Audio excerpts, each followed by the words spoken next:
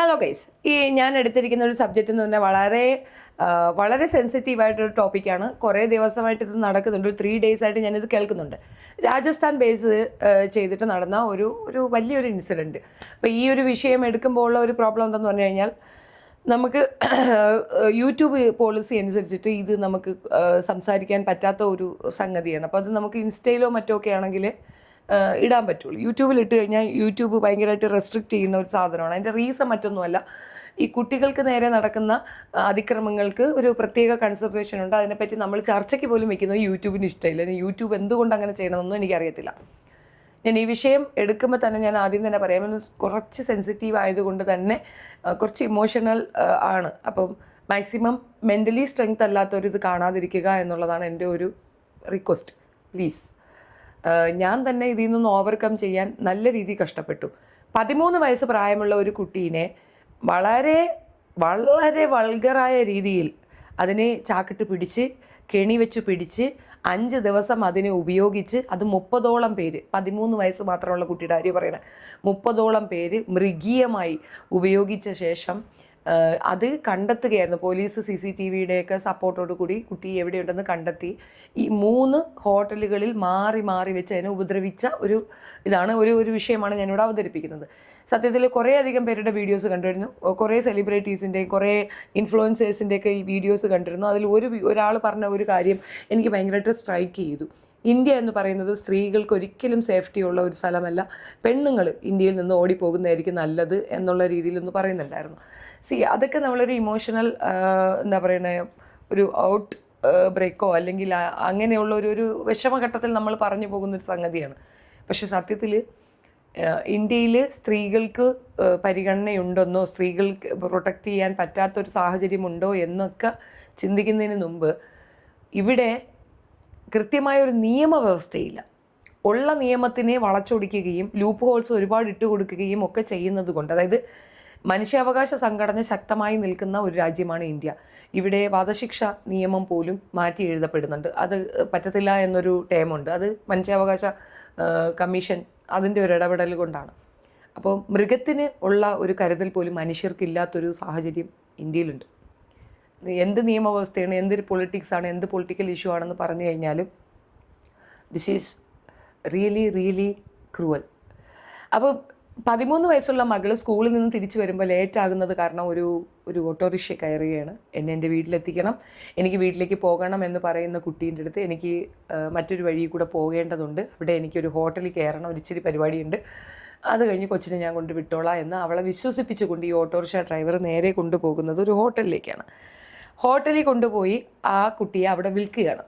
വിൽക്കാൻ അകത്തേക്ക് കയറ്റി കുട്ടീൻ്റെ പിക്ചറൊക്കെ എടുത്ത ശേഷം ഇതിന് മരുന്ന് കൊടുത്ത് പിന്നെ 30 പേരോളം ചേർന്ന് മാറി മാറി ഇതിനെ ഉപയോഗിക്കുകയാണ്. 5 ദിവസം സമയം. ഇതിന് മർമ്മഭാഗത്തൊക്കെ വേദനയുണ്ടെന്ന് പറഞ്ഞപ്പോൾ അങ്ങനെ പോലും സ്റ്റോപ്പ് ചെയ്യാതെ ഈ കുട്ടിയെ, മയങ്ങിക്കിടക്കുന്ന ഈ കുട്ടീനെ ഇവർ മാറി മാറി ഉപയോഗിച്ചു എന്നുള്ളതാണ്. വിൽപ്പനയായിരുന്നു ലക്ഷ്യം, വിറ്റു എന്നുള്ളതാണ്. ഇന്നിത് ഭയങ്കര ചർച്ചയാണ്. രാജസ്ഥാനിൽ നടന്നൊരു സംഭവമാണ്. ഭയങ്കര ചർച്ചയെന്ന് മാത്രമല്ല, ദ റിയാക്ഷൻ വാസ് സൂപ്പർ. മകളെ കാണാതായ പേരൻസ് ഇതിനെക്കുറിച്ച് അന്വേഷണം നടത്തുകയാണ് പോലീസ് ത്രൂ. അപ്പോൾ പോലീസ് അന്വേഷിച്ച് വരുന്ന സമയത്ത് ഒരു ഹോട്ടലിൽ നിന്ന് അടുത്ത ഹോട്ടലിലേക്ക് കുട്ടീനെ ഷിഫ്റ്റ് ചെയ്തിട്ടുണ്ട്. ആ ഹോട്ടലിൽ നിന്ന് അടുത്ത ഹോട്ടലിലേക്ക്, അങ്ങനെ 3 ഹോട്ടലുകളിൽ മാറി മാറി ഈ 5 ദിവസം കൊണ്ട് ഈ കുട്ടിയെ 30 പേർക്ക് കാഴ്ചവെച്ചു. 30 പേര് നല്ല പ്രായമുള്ള മനുഷ്യർ തന്നെയാണ് ഈ കുട്ടിയെ ഉപയോഗിച്ചിരിക്കുന്നത്. അതിൽ 14 പേര് പിടിക്കപ്പെട്ടിട്ടുണ്ട്. 14 പേരെയും റോഡിൽ കൂടെ അടിച്ച് വലിച്ചഴിച്ച് കൊണ്ടുപോകുന്ന സീനാണ് നിങ്ങൾ കാണുന്നത്. ദെൻ ഈ 3 ഹോട്ടലുകളും ബുൾഡോസർ വെച്ച് ഇടിച്ചു പൊളിച്ചങ്ങ് കളഞ്ഞു. അതായത് നിയമത്തിന് വേണ്ടി വെയിറ്റ് ചെയ്തില്ല, കോടതിയിൽ വിധിക്ക് വേണ്ടി വെയിറ്റ് ചെയ്തില്ല, ജനങ്ങൾ ഇടപെട്ടു. ജനകീയമായ വിചാരണയാണ് ഇപ്പോൾ അവിടെ നടക്കുന്നത്, രാജസ്ഥാനിലാണ് നടക്കുന്നത്. എപ്പോഴാണ് ജനങ്ങൾ നിയമം കയ്യിലെടുക്കുന്നത്? നിയമം അതിൻ്റേതായ കാര്യങ്ങൾ പ്രോപ്പറായിട്ട് ചെയ്യാത്തത് കൊണ്ട് തന്നെയാണ് നിയമം കയ്യിലെടുക്കുന്നത്. നമുക്ക് രാഷ്ട്രീയമുണ്ട്, എനിക്കിപ്പോൾ രാഷ്ട്രീയമുണ്ട്, തീർച്ചയായിട്ടും ഞാനൊരു കമ്മ്യൂണിസ്റ്റുകാരിയാണ്. സാധാരണഗതിയിലുള്ള ഈ ഒരു എന്താ പറയണേ, അടിമത്ത കമ്മ്യൂണിസം അല്ല എൻ്റെത്.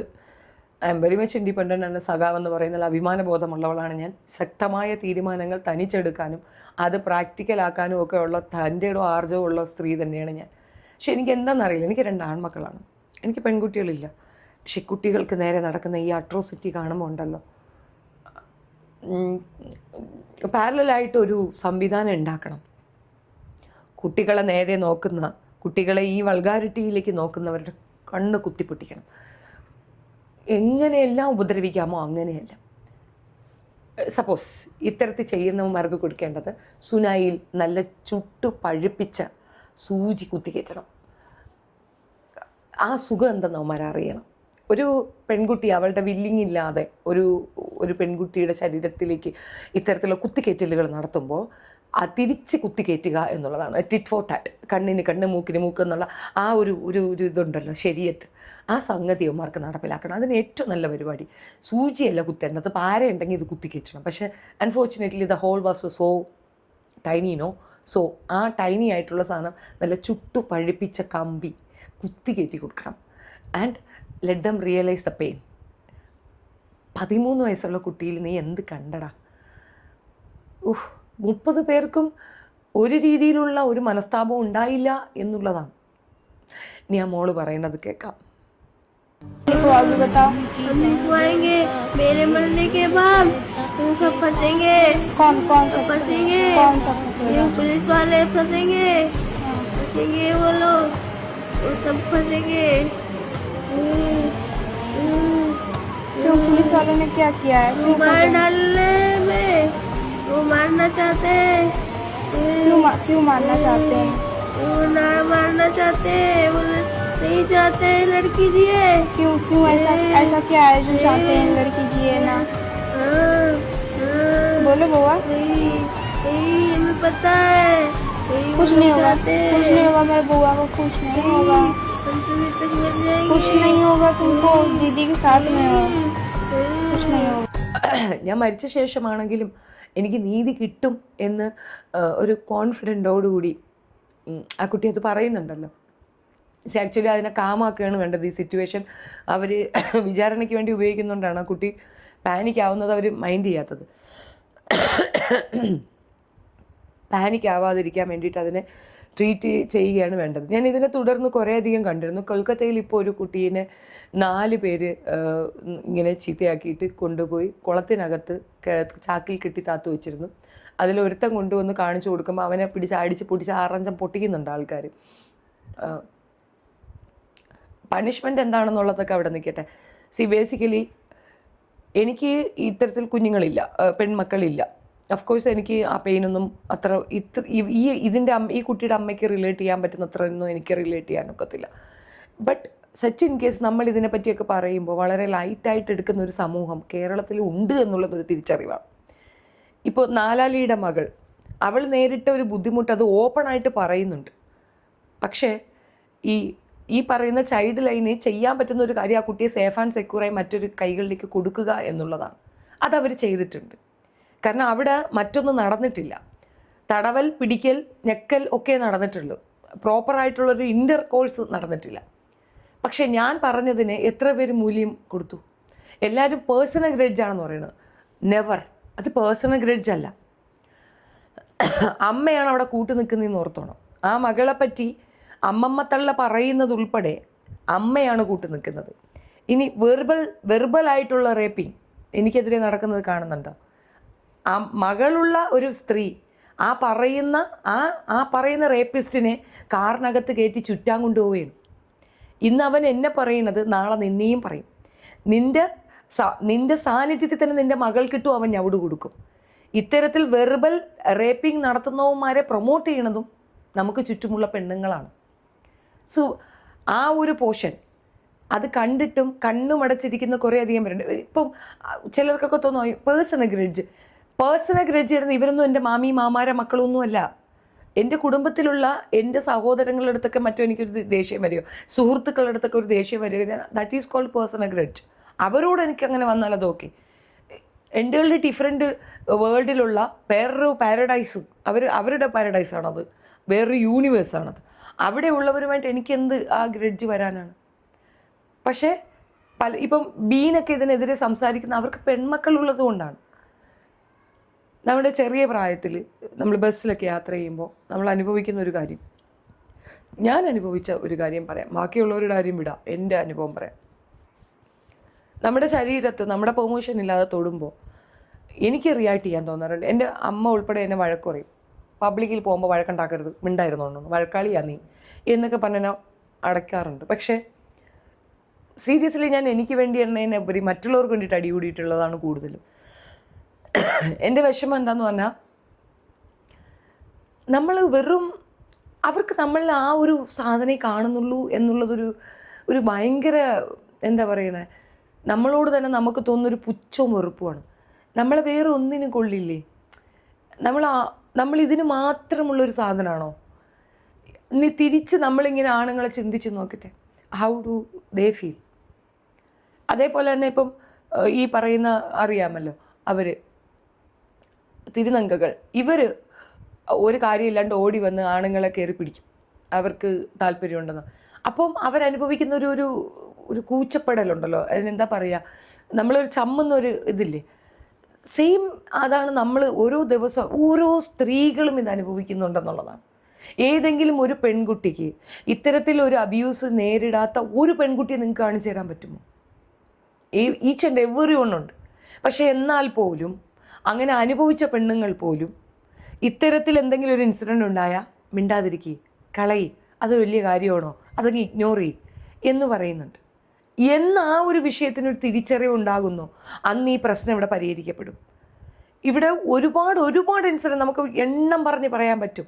എനിക്ക് തോന്നുന്നു ഒരു മിനിറ്റിൽ 19 കുട്ടികൾ വെച്ചിട്ട് ചെയ്യപ്പെടുന്നുണ്ടെന്നാണ് കണക്കുകൾ പറയുന്നത്. ഇന്ത്യയിലെ മാത്രം കണക്കാണ് പറയുന്നത്. അപ്പോൾ എത്ര പേരൊന്ന് കാൽക്കുലേറ്റ് ചെയ്തു, ഒരു മണിക്കൂറിൽ എത്ര പേര്, ഒരു ദിവസം എത്ര പേര്? സോ ഇത് മുമ്പ് രാഹുൽ ഗാന്ധി പറഞ്ഞതുപോലെ മേക്ക് ഇൻ ഇന്ത്യ അല്ല, ഇത് റേപ്പ് ഇൻ ഇന്ത്യയാണ് ഇവിടെ നടക്കുന്നത്. ഈ സിറ്റുവേഷൻ എപ്പം മാറുമെന്നറിയാമോ? ഇന്നിപ്പോൾ രാജസ്ഥാനിൽ നടന്ന ഈ ഒരു സംഭവത്തിൽ സത്യം പറഞ്ഞു കഴിഞ്ഞാൽ അതിൻ്റെ ജഡ്ജ്മെൻറ്റ് കഴിഞ്ഞു എന്ന് തന്നെ ഞാൻ വിശ്വസിക്കുന്നു. ബിക്കോസ് കിട്ടിയ 14 പേരെ മാതൃകാപരമായി അവിടെയുള്ള നാട്ടുകാർ ശിക്ഷിച്ചിട്ടുണ്ട്. കുട്ടിയെ ഉപയോഗിക്കപ്പെട്ടു എന്ന് പറയപ്പെടുന്ന 3 ഹോട്ടലുകൾ അവർ തല്ലി പൊളിച്ചിട്ടുണ്ട്. Almost done. ഇനി വേണ്ടത് ആ കുട്ടിക്ക് മെൻ്റൽ പവർ കൊടുക്കുക എന്നുള്ളതാണ്. And when she turn to 18 she deserve a better job. അതും ഗവൺമെൻറ് സെക്ടറിൽ പോലീസ് ഉദ്യോഗസ്ഥയായിട്ട് അവർക്ക് ജോലി കൊടുക്കണമെന്നാണ് എനിക്ക് പറയാനുള്ളത്. ഇത്തരത്തിലുള്ള കുട്ടികൾക്ക് കൊടുക്കേണ്ടത് പോലീസ് ഉദ്യോഗമാണ്. അവരെ പോലീസിലെടുക്കുക, ആ പെൺകുട്ടികളെ, so they can relate it. പഠിച്ച് പൈസകൾ കൊടുത്ത് മുടക്കി ഇതിനകത്ത് കയറുന്ന പെണ്ണുങ്ങളെക്കാൾ ഉപരി ഇത്തരത്തിലുള്ള വിക്ടിമുകൾക്ക് കൊടുക്കേണ്ട സാധനമാണ് ഈ പറയുന്ന പോലീസ് ജോബ്. അവർക്ക് റിലേറ്റ് ചെയ്യാൻ പറ്റും എന്നുള്ളതാണ്. ഇവിടെ ഗുജറാത്തിൽ 7 കുടുംബത്തിലെ 7 പെണ്ണുങ്ങളെ വെട്ടി കുത്തി കൊന്ന് മാത്രമല്ല അവരുടെ മാംസഭാഗത്തേക്ക് പിന്നെ റോഡ് കുത്തിക്കയറ്റിയും വളരെ മൃഗീയമായി അവരെ കൊന്നുകളയുകയും ഒക്കെ ചെയ്തതിനെതിരെ എൻ്റെ ഏറ്റവും കൂടുതലുള്ള വീഡിയോസ് ആ ഒരു വിഷയത്തിനെ റിലേറ്റ് ചെയ്തിട്ടാണ്. എനിക്കൊരു പൊളിറ്റിക്സിനെ ഹേറ്റ് ചെയ്യാനുള്ള ഒരു വലിയ റീസൺ അത് തന്നെയാണ്. സ്ത്രീകളോട് അവർ കാണിക്കുന്ന ഒരു കൺസേൺ. അന്ന് അത് പറയുമ്പോഴും പലരും ഇതൊരു എൻ്റെ റിലീജിയസ് തോട്ടാണ്, അല്ലെങ്കിൽ എൻ്റെ മതപരമായിട്ടുള്ള എൻ്റെ ഒരു ഫീലിംഗ് ആണെന്നൊക്കെ പറഞ്ഞുകൊണ്ട് ഈ ഡീഗ്രേഡ് ചെയ്യുമ്പോഴും അതിനകത്തുള്ള ആ ഡെപ്ത് ആരും ചിന്തിക്കുന്നില്ല. തൻ്റെ കുഞ്ഞിനെ കാലേവാരി നിലത്തടിക്കുന്ന കാഴ്ചക്കാരായി കിടക്കുകയാണ്, വയറ്റിൽ 5 മാസം. അതേ വയറ് ശ്രദ്ധിക്കാതെ അതിനകത്തേക്ക് വീണ്ടും ഇവർ എത്രയോ പേര് ചേർന്ന് 10-11 പേര് ചേർന്ന് മൃഗീയമായി അതിനെ ഉപയോഗിക്കുകയാണ്. 7 കുടുംബത്തിലെ 7 സ്ത്രീകളും കൺമുന്നിൽ കൊല്ലപ്പെടുകയാണ്.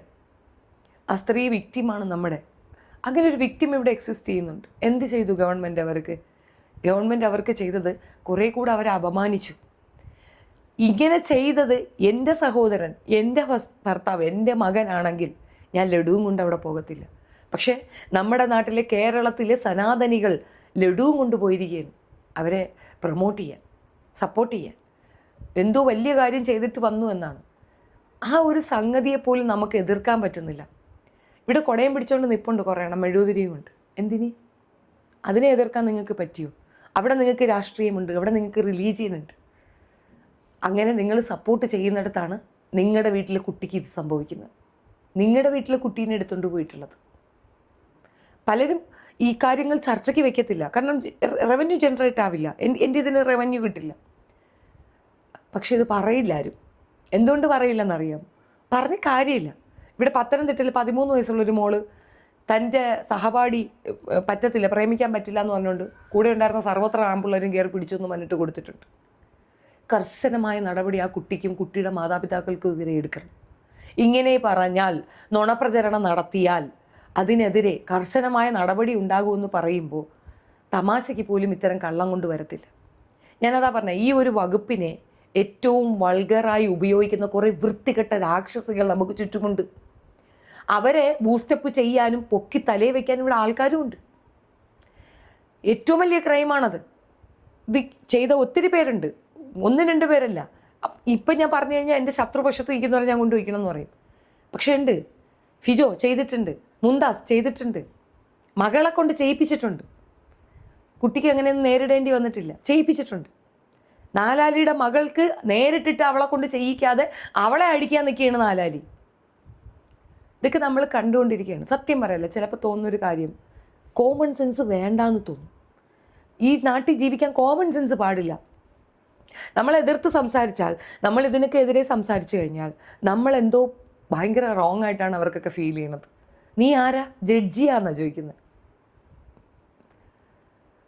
സ്ത്രീകളെ തൊട്ടാൽ വിത്തൗട്ട് കൺസെൻറ്റ് അവരെ ഉപദ്രവിച്ചാൽ അതിനിവിടെ നിയമമുണ്ട്, തീർക്കുക. അത് കുട്ടികൾക്ക് പറഞ്ഞ് മനസ്സിലാക്കി കൊടുക്കുക. ഗുഡ് ടച്ച് ബാഡ് ടച്ച് അല്ല പഠിച്ചു കൊടുക്കേണ്ടത്. നിൻ്റെ പെർമിഷൻ നിൻ്റെ ശരീരത്ത് തൊട്ടാൽ അവനെ വെട്ടിയിടാനുള്ള ആർജവം നിനക്ക് ഉണ്ടാവണം. ജീവിക്കാനുള്ള അർഹത അവനിക്ക് നിഷേധിക്കണം നിനക്കൊണ്ട് സാധിക്കണം. അത്തരം വരുന്ന കേസുകൾ ധൈര്യസമേതം ഒരു പാനലുണ്ടാക്കി അവരേറ്റെടുക്കണം. അതാണ് വേണ്ടത്. അതേപോലെ തന്നെ ഇത്തരത്തിൽ വരുന്ന വിക്ടിമുകൾക്ക് ഗവൺമെൻറ് ജോബ് ഉറപ്പ് കൊടുക്കണം. സോ അവരത് ക്ലിയർ ആയിട്ട് മുന്നോട്ട് വന്ന് പറയുക മാത്രമല്ല, ശക്തമായി അതിനുവേണ്ടി നിലകൊള്ളുകയും ചെയ്യും. ഗവൺമെൻറ് ജോബിൻ്റെ മീൻസ് ക്ലറിക്കൽ ജോബല്ല ഞാൻ പറഞ്ഞത്. ഇപ്പോൾ സൂര്യലിപ്പ് കുട്ടിക്ക് കിട്ടിയില്ലേ, അതുപോലെ ക്ലറിക്കൽ ജോബല്ല വേണ്ടത്, അവളെ പോലീസിലെടുക്കണം. അവൾ നമ്മുടെ നിയമം പരിശോധിക്കട്ടെ, നമ്മളുടെ സ്വത്തിനും ബാക്കിയുള്ളതിനും അവൾ സുരക്ഷ ഒരുക്കട്ടെ.